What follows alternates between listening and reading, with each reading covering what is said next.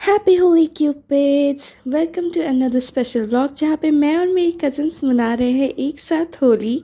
मैं और सौम्या मिल रहे थे पूरे 1 साल के बाद एंड हमने डिसाइड किया था कि हम इस होली को बनाएंगे स्पेशल बिकॉज ये फर्स्ट टाइम है कि हम दोनों होली साथ में मना रहे हैं। Played with water balloons, water guns, abir and a lot of other stuff. हमें तो काफ़ी ज़्यादा मज़ा आया होली में एंड शाम को हम हो गए थे तैयार for the meet and greet with the family members. और देखिए गाइस, हम कितने अच्छे लग रहे हैं। सौम्या तो काफ़ी ज़्यादा क्यूट लग रही थी इस आउटफिट में एंड मैं तो अच्छी दिखती हूँ गाइस। वेल, हमने साथ साथ में बनाए थे कृष्ण जी के लिए रंगों भरी वाली एक छोटी सी बाल्टी एंड उसमें हमने एक छोटी सी पिचकारी भी रखी थी उनके लिए।